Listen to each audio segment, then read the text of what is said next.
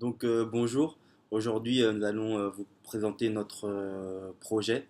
Nous sommes une équipe de trois personnes composée de Davy, Katrina et moi-même Alan. Nous avons été mandatés par le groupe GFC afin de mener un projet d'implantation de RP dans leur groupe. On va globalement présenter le groupe GFC. C'est donc une entreprise manufacturière spécialisée dans la fabrication d'électrodes en carbone, ce qui représente 80% du chiffre d'affaires. Ils ont 14 usines réparties dans 10 pays et ils desservent un marché de 70 pays. La particularité de ce groupe, c'est que les usines sont décentralisées et autonomes et elles ont chacun leur mode de fonctionnement, de gestion des ventes, des achats, approvisionnement et leur propre manière de fonctionner. Ils ont été leaders du marché pendant plusieurs années, mais ces dernières années, la tendance s'est inversée et les ventes ont chuté lourdement. Cette tendance est principalement causée par l'organisation des usines et au fonctionnement de ces sites. Comme elles sont autonomes, il y a un manque d'harmonisation et de communication entre tous les sites, ce qui empêche dans certains cas de répondre de manière optimale aux exigences de nos clients. Donc Katrina, vous présentez la suite. Oui. Euh, Afin de répondre à des problèmes d'ordre organisationnel, plus particulièrement opérationnels, le groupe a décidé de la mise en place d'un système d'information unique et centralisé qui reposera sur une infrastructure informatique centralisée. Pour assumer cette tâche, nous avons choisi comme logiciel SAP, Systems Application and Products for Data Processing. C'est un système qui va permettre d'automatiser les flux d'informations au sein de l'entreprise, centraliser les approvisionnements et les ventes, optimiser sa chaîne d'approvisionnement et proposer un nouveau modèle d'affaires. Le projet, nous l'avons encadré dans la catégorie de projet stratégique. Très important que nous avons considéré à faire dès le début, c'est établir les parties prenantes et leur influence dans le projet. Premièrement, le commanditaire dans notre cas, c'est le groupe même, parce que c'est lui qui veut développer cette structure pour ses besoins propres, pour développer son nouveau modèle d'affaires. Et donc, son influence dans le projet est forte, même si ce n'est pas si direct, elle agissera par des mandataires. Les clients de GFC c'est plutôt faible, mais possible informel. Les utilisateurs internes, les vendeurs, les partenaires commerciaux, ils ont une influence forte. Les directeurs de programme, tout aussi, ils ont une influence forte. Le chef de projet, l'équipe de projet, ceux qui sont pratiquement le brain, le cerveau de tout ce démarrage d'activité, toute cette bonne démarche de l'activité, ils ont bien sûr une influence très forte. Aussi, les utilisateurs clés, ils ont une influence forte par leur position dans les sites locaux. On a considéré que c'est très intéressant de faire une sorte de matrice de représentation graphique du rapport d'influence-importance et en fonction de ça, de voir qui a plus importance ou plus influence ou ces jeux de ces deux variables, de catégories, pour pouvoir encadrer nos parties prenantes dans ces grandes catégories, ce que nous avons fait en effet dans le tableau présenté antérieurement.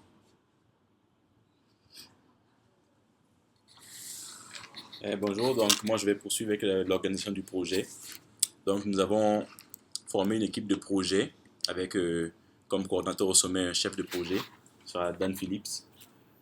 Pour travailler avec lui, nous avons une équipe de consultants, donc des consultants en production, en distribution notamment, et une équipe d'analystes d'affaires. Donc l'équipe qui va travailler directement sous les ordres de Dan Phillips, en plus de ces deux catégories citées précédemment, ça sera une équipe de recherche et développement. Donc l'équipe où il y aura les développeurs par exemple. On aura une équipe pour la production avec des utilisateurs clés production. On aura ensuite l'équipe des ventes, l'équipe de la logistique et l'équipe des finances. Donc tous ces éléments vont nous aider en fait à organiser et à mettre en exécution le projet. Aussi, nous avons jugé important de faire une matrice des responsabilités, RACI, pour catégoriser en fait les différents acteurs dans notre équipe. Donc, du côté de la responsabilité, on aura par exemple le chef de projet ainsi que les utilisateurs clés. Pour l'approbation, nous aurons le comité de pilotage de l'entreprise, GFC.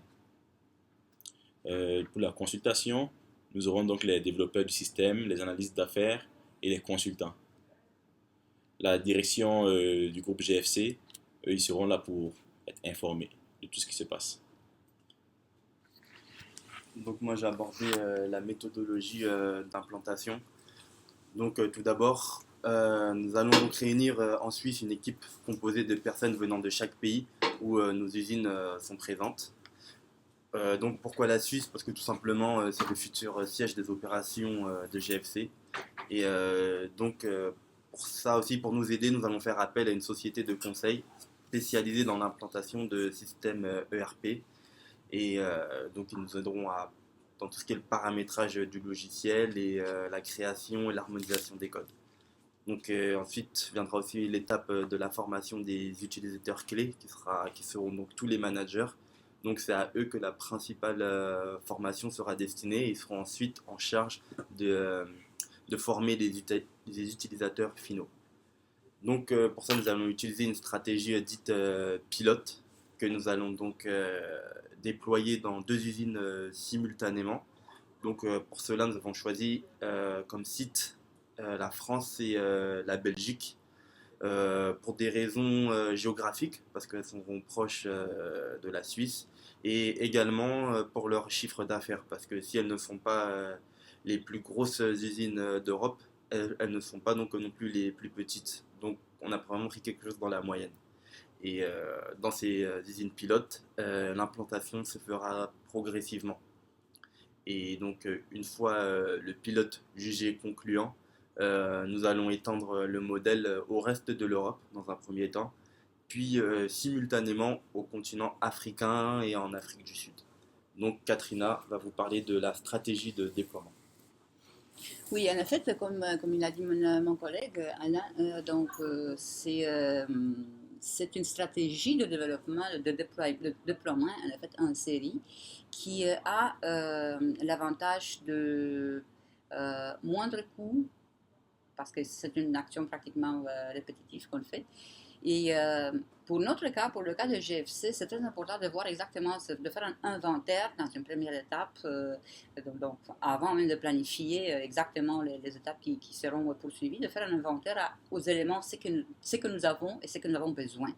Donc nous avons une structure qui permet un nouveau ERP, nous avons peut-être un petit ERP, des idées sur le ERP chez notre utilisateur clé.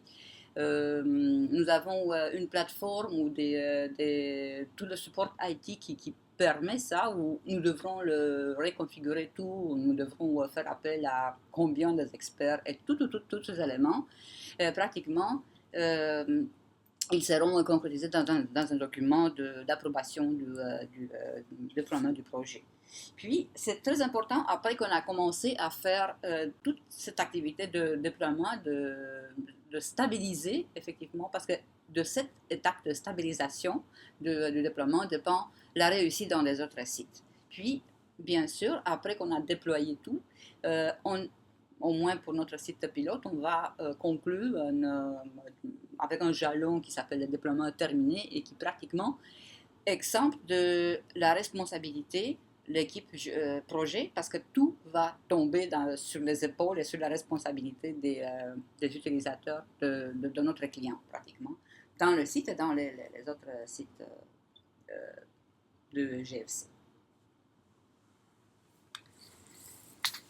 Ok, donc pour terminer, je vais vous faire une présentation des coûts que nous avons estimés pour le projet. Donc, nous avons estimé les frais de déplacement des membres de l'équipe projet à 450 000 $. Le logiciel SAP que nous allons être en charge d'implanter, nous avons chargé à 15 000 $ par utilisateur et ce coût inclut la maintenance et la licence par exemple. Nous avons décidé que le personnel externe qui va travailler avec nous sur ce projet aurait une rémunération totale d'environ 3 200 000 dollars au cours de la durée du projet. Donc, ça nous fait un budget que nous avons estimé à 40 380 000 dollars. Et ce budget inclut bien entendu un fonds d'éventualité que nous avons estimé à 20% du coût total des autres charges. Pour ce qui est de la durée, nous avons estimé l'implantation de notre projet pilote à 11 mois. Donc nous avons les détails ici de chaque phase d'implantation. Et nous avons estimé ensuite l'implantation pour les autres sites de l'Europe à 15 mois. Et l'implantation en Amérique et en Afrique du Sud également en 15 mois. Ça nous amène à une durée totale du projet de 41 mois. Voici sommairement le résumé de notre rapport. Et nous espérons que nous pourrons respecter le budget et toutes les estimations qui ont été faites. Merci.